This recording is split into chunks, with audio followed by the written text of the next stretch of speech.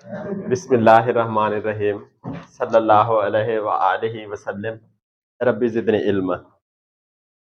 बेटे कल हमने पढ़ा था न्यूक्लिक एसिड्स के बारे में। कितनी तरह के न्यूक्लिक एसिड्स होते हैं मुजम्मिल? कौन कौन से खलील? शाबाश। बेटे कल वाली जो प्रेजेंटेशन थी वो इंतहाई अहम थी, पूरी जिंदगी उसी के गिर्द घूमती है। जुल्फकार, हेरिडिटरी इंफॉर्मेशन कहाँ स्टोर होती है? शाबाश। और डीएनए कहाँ मौजूद होता है? शाबाश। और उसकी इम्प्लीमेंटेशन कहाँ होती है? अब उसमें स्टोर है कि जी इस बंदे के हाथ की 5 उंगलियां होनी चाहिए, कुछ लोगों की 4 भी होती हैं, कुछ की 6 भी होती हैं, देखा होगा आपने। तो डीएनए में तो ये इंफॉर्मेशन स्टोर है, तो फिर वो आगे उसको इम्प्लीमेंट कौन सा न्यूक्लिक एसिड करता है? कौन सा न्यूक्लिक एसिड बेटे? आरएनए। तो वो जो इंफॉर्मेशन है वो मैसेज की शक्ल में आगे मैसेंजर आरएनए के थ्रू जाती है। ट्रांसफर आरएनए उस इंफॉर्मेशन को ट्रांसफर करता है और ये सारा काम साइटोप्लाज्म में हो रहा होता है। फिर राइबोसोमल आरएनए उस कोड की पहचान करके प्रोटीन बनाता है। ठीक हो गया? ये बात बेटे याद रहेगी। ये मुख्तसर सी 3-4 मोटी मोटी बातें जो अभी आपने दोहराई। शाबाश। और आज का बेटे हमारा बायोकेमिस्ट्री की बुक में टॉपिक है हार्मोन्स। हार्मोन से क्या चीज ज़हन में आती है उस्मान? ये आप फिजियोलॉजी में डिटेल में पढ़ चुके हैं। हाँ जी, अच्छी कोशिश है। शाबाश। इफेक्ट को कंट्रोल करने वाले सब्सटेंसेस है। शाबाश। ग्लैंड एक्सक्रीशन हो गया, अच्छी कोशिश है बेटे, ये बहुत अच्छा है। हाँ जी, ग्रोथ और डेवलपमेंट में मदद देने वाले सब्सटेंसेस है, बहुत अच्छी कोशिश है बेटे। जो जेन में आया करो ना जरा बोला करो, लाजमी हिस्सा लिया करो। शाबाश। रिप्रोडक्शन प्रोसेस में इन्वॉल्व है हार्मोन। हाँ जी, इंटरनल एनवायरनमेंट होम्योस्टेसिस को कंट्रोल करते हैं और फर्टिलाइजेशन। आम आपने कई माशरे में देखा हो, किसी मेडिसिन स्टोर से आपने हार्मोन्स के बारे में सुना हो। कब जरूरत होती है हार्मोन्स की? ड्यूरिंग बर्थ हो गया, बहुत अच्छा जवाब आया। ऑक्सीटोसिन हार्मोन नेचर का है। और ठीक हो गया, जब बेटे वीकनेस हो उसमें। और तमाम तरह के प्रोसेसेस हैं, अच्छी कोशिश है जुल्फकार की। हाँ जी, ट्रीटमेंट के दौरान। और बेटे ये कोशिश किया करें मेडिकल लैंग्वेज यूज़ किया करें, जो आपको पेपर में भी आसानी देगी। हाँ जी, वीकनेस के लिए। अच्छा, हार्मोन्स अब देखते हैं हमें क्या पढ़ाया जाने वाला है।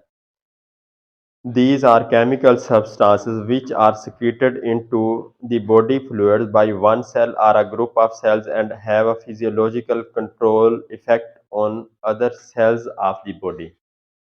ये कहाँ से बेटे पैदा होते हैं और कहाँ से क्रिएट किए जाते हैं?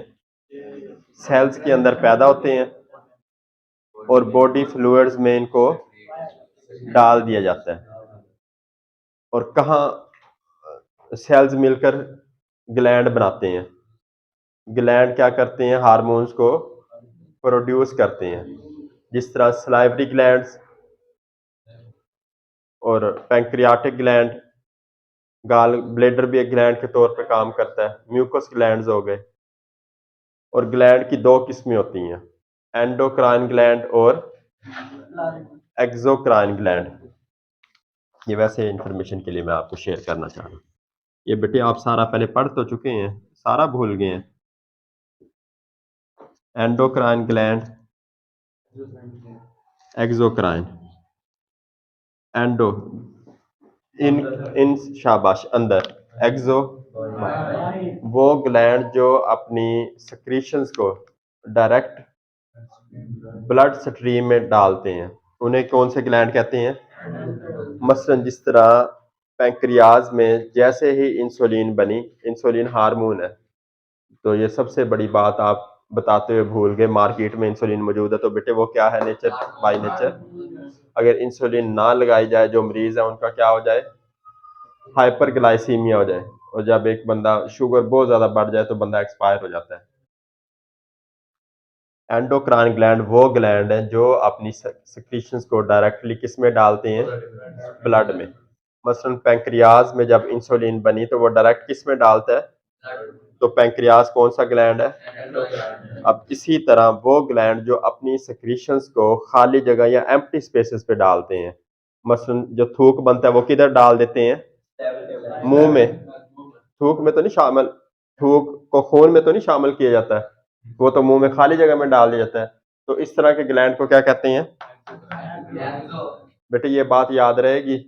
और कुछ ग्लैंड्स ऐसे होते हैं जो अपनी सिक्रीशंस को खाली जगह पे भी डालते हैं और खून में भी डालते हैं, ब्लड में भी डालते हैं, तो वो दोनों तरह की उनकी प्रॉपर्टीज होती हैं। एंडोक्राइन भी होते हैं, वो एक्सोक्राइन के तौर पे भी काम करते हैं। ये जुल्फकार चीजें पिक की हैं।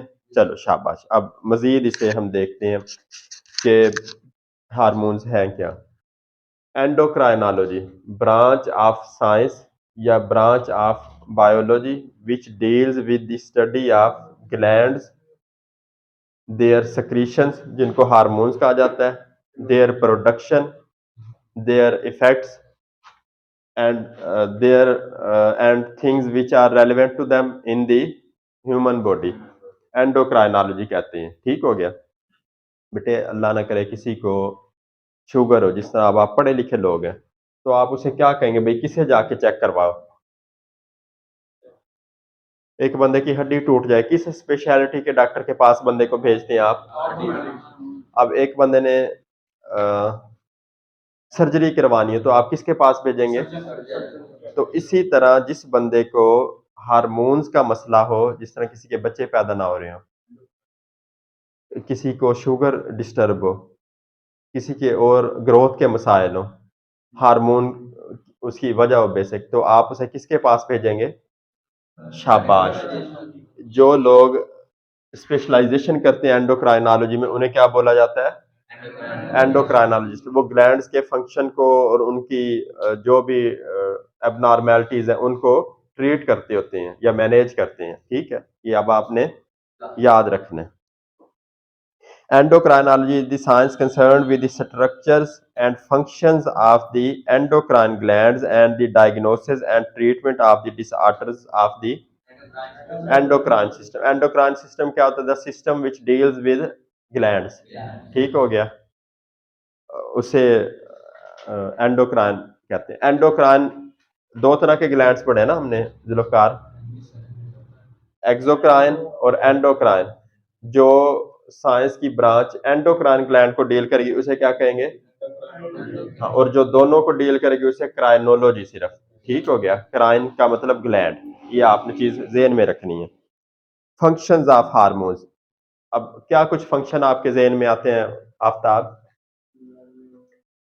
हाँ जी वसीम, बेटे अभी हमने इतनी तो बातें की हैं।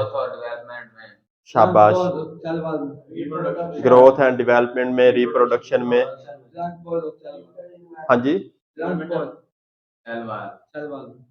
सेल वाल में क्या काम करते हैं, उसकी मेंटेनेंस में, प्रोडक्शन में। शाबाश, ट्रांसपोर्ट में। हाँ जी, एनर्जी बैलेंस हो गया जी। Growth and development, internal environment maintenance. बेटे ऊंची आवाज में बोला करो। Energy balance in the body. शाबाश, डिलीवरी के दौरान जिस तरह ऑक्सीटोसिन रिलीज होता है। हाँ जी, क्या कह रहे हैं, नरिशमेंट एम्ब्रियो। शाबाश बेटे, वो डेवलपमेंट ही होगी, ग्रोथ ही हो गई। हाँ फाजिल, पहला फंक्शन क्या लिखा आपकी बुक ने, help to control the internal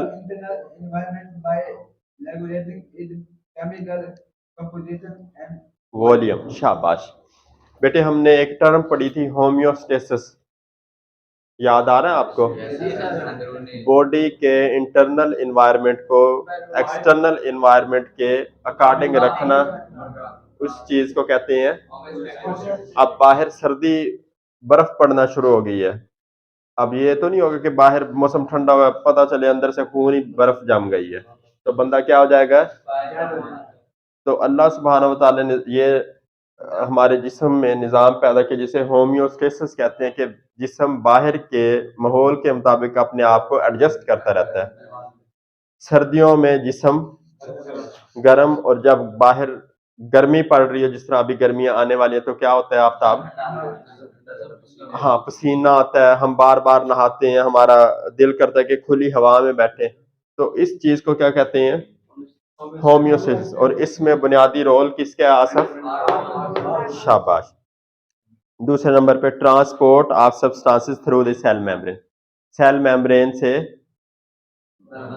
substances की शाबाश ट्रांसपोर्ट। बेटे अब जो भी सेल है, हमने कल पढ़ा नहीं, अब न्यूक्लियस से डीएनए में इंफॉर्मेशन थी कि जी उसकी आंख का रंग ऐसा होना चाहिए, वो मैसेंजर आरएनए, ट्रांसफर आरएनए, फिर राइबोसोमल आरएनए, वो प्रोटीन बना दी।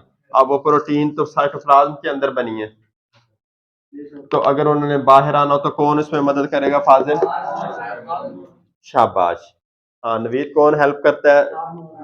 Transport of substances through the cell membrane is regulated by hormones. शाबाश। तीसरा फंक्शन आपकी बुक लिख रही है, they play key role in growth and development. अब एक बच्चा जो पैदा हो वो आधे फुट का होता है, मैं मिसाल दे रहा हूँ, बच्चे बड़े भी हो सकते हैं, इससे छोटे भी हो सकते हैं, एक एक गिट के भी होते हैं।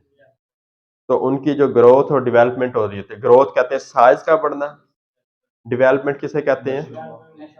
ठीक है, शाबाश, के उसके जो प्रोसेसेस हैं उनका बेहतर होना। तो उसमें भी की रोल किसका है? की किसे कहते हैं वसीम? की रोल कहते हैं बुनियादी किरदार। शाबाश। और चौथे नंबर पे फंक्शन हार्मोन का contribute to the basic process of reproduction, अमले तौलीद यानी माँ बाप से बच्चों का बनना, फर्टिलाइजेशन, स्पर्म और एग का आपस में मिलकर नया जानदार बनाने का अमल fertilisation, nourishment of the embryo, embryo जब जैसे जैसे बड़ा होता है, एंड डिलीवरी ऑफ न्यूबॉर्न्स, इसमें भी किसका रोल है? शाबाश। बेटे अब तो ना ये साइंस ने बहुत ज्यादा तरक्की कर ली है। एक औरत के नॉर्मल बच्चा पैदा ना हो रहा हो तो उसे क्या दिए जाते हैं? कौन सा हार्मोन दिया जाता है? शाबाश। अगर घर में भैंस दूध ना दे रही हो तो कौन सा हार्मोन लगाते हैं उसे? यही हार्मोन किसे लगाया जाता है जब बच्चा हो रहा हो?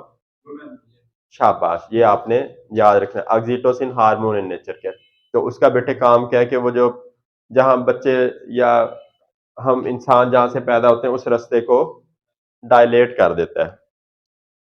अब बेटे 5 नंबर पे